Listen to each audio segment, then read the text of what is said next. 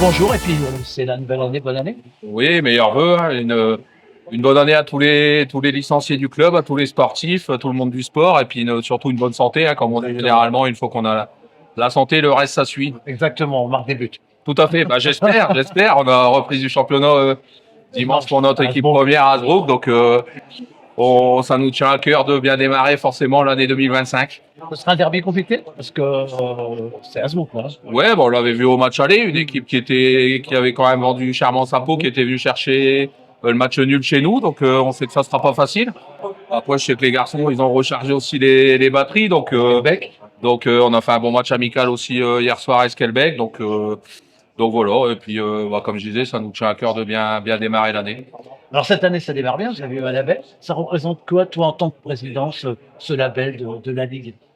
Bah donc c'est déjà une fierté parce on a la distinction la plus haute de ce label, hein, la label élite. Donc qui concerne les jeunes.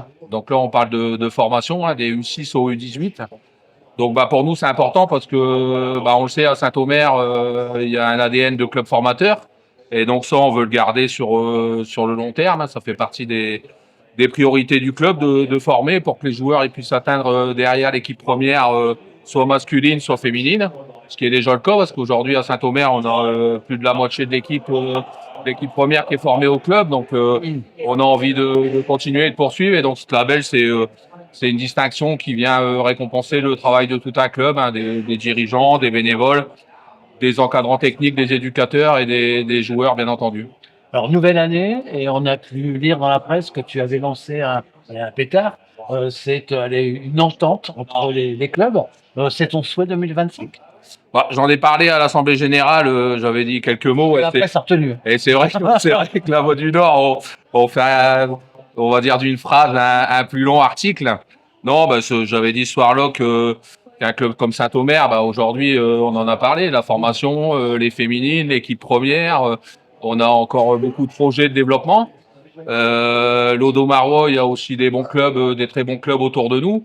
Et demain, si on veut créer un club de territoire et faire des choses ensemble, je me dis pourquoi pas. Et pourquoi pas déjà au moins en discuter, se mettre autour de la table, échanger ensemble. Et puis après, Pourquoi pas, ça veut dire que ce sera un jour au budget? bah, je pense qu'aujourd'hui, il y a des gens autour de nous qui le font et on voit que ça fonctionne. Je pense à Pays de Cassel ou à Calais.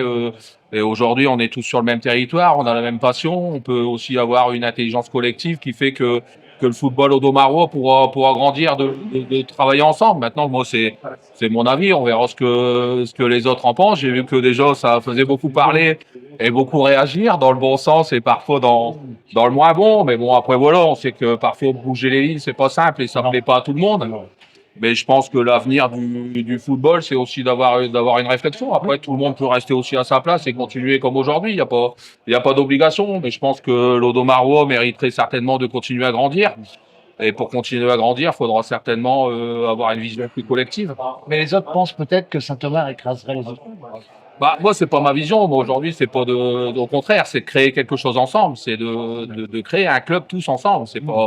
C'est pas de détruire les autres. Moi, je suis plus dans un état d'esprit constructif que destructif. Donc voilà. Maintenant, comme je le dis, il faut que toutes les parties l'acceptent. Il faut voir déjà comment ça peut se faire. Moi, c'est déjà une première approche de pouvoir en discuter. Après, on verra bien. Aujourd'hui, déjà de se mettre autour d'une table, d'en parler, je pense que ça doit déjà être enrichissant pour tout le monde.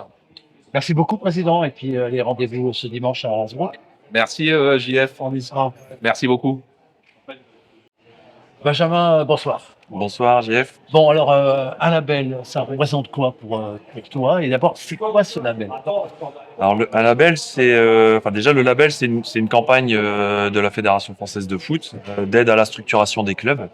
Ça fait plus d'une dizaine d'années, et bientôt 20, que la fédération accompagne ces clubs pour les aider à se structurer. Alors ça veut dire quoi se structurer? C'est être capable de mieux accueillir les différents publics, garçons, filles, chez les jeunes, dans les différentes pratiques possibles.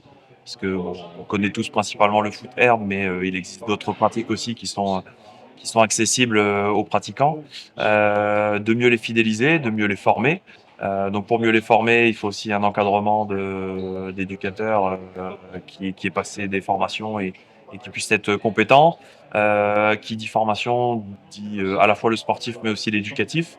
Donc voilà, il y a tout un tas de critères qui, tout autour de ces volets, permettent au club de mieux se structurer, d'être plus attractif, de mieux fidéliser leur public et donc de mieux fonctionner au fil des années.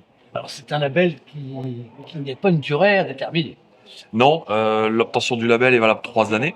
C'est-à-dire que tu peux le perdre? On peut le perdre déjà au bout des 3 ans, mais même pendant les 3 ans. oui. Si il y a un fait grave dans un club, les comités directeurs de district sont en capacité de retirer des labels si nécessaire.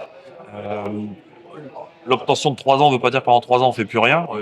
Et moi, le conseil que je donne aux clubs qui obtiennent ces labels, c'est de continuer chaque année à remplir l'autodiagnostic pour être sûr qu'ils continuent à être dans les clous. Parce que se maintenir à flot, c'est dur, c'est du travail, mais ça permet de garantir vraiment cette qualité de fonctionnement que justement les clubs qui lâchent un petit peu leur politique de label se rendent compte très rapidement parce que, comme par hasard, il y a une perte de vitesse. Alors, c'est important pour un club et ça représente quoi pour un club comme celui de Saint-Omer aujourd'hui? Alors c'est important parce que c'est déjà dans un premier temps une reconnaissance fédérale. Donc en plus, bon là ici pour Saint-Omer c'est le niveau élite, donc c'est le plus haut niveau de label possible. Donc c'est une réelle reconnaissance fédérale et dans le monde du foot au niveau dans le giron des clubs, les gens savent que voilà, avoir un label jeune élite c'est pas simple. Ça a une importance ici dans la Ligue des Hauts-de-France parce que l'obtention des labels apporte des points aussi au club pour avoir des jeunes en U14 League. Donc ça se fait sur cahier des charges maintenant.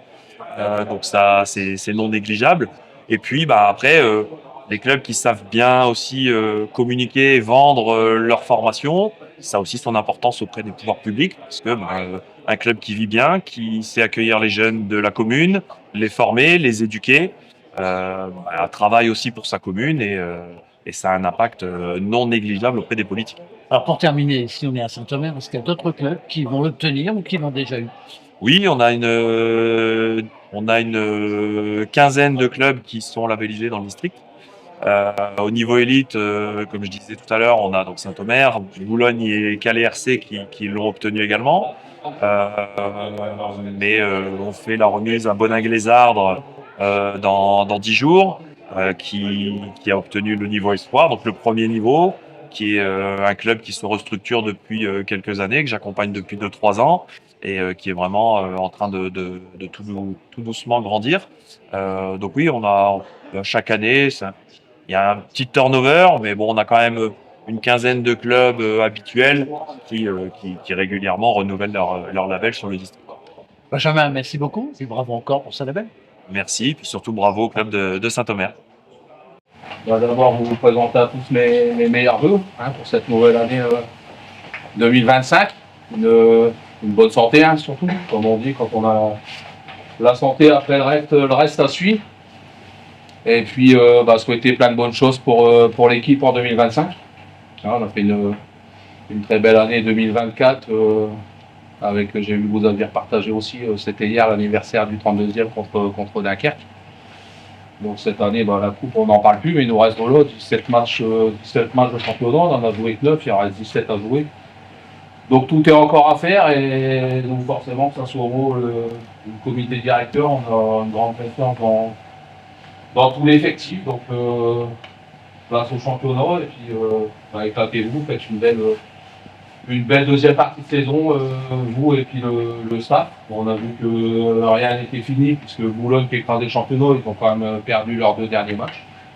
Donc après voilà, tout est encore possible. Je pense qu'on a la qualité pour faire une belle saison. Après maintenant, ça dépend de vous. Nous, on sera derrière vous pour vous mettre dans les meilleures dispositions possibles et puis pour vous encourager tous les samedis ou tous les dimanches. Ça commence dimanche par Hasbrook, voilà. Et encore meilleurs vœux à vous et puis à vos proches. Bonne séance et puis à cette semaine ou plus tard à dimanche à Hasbrook.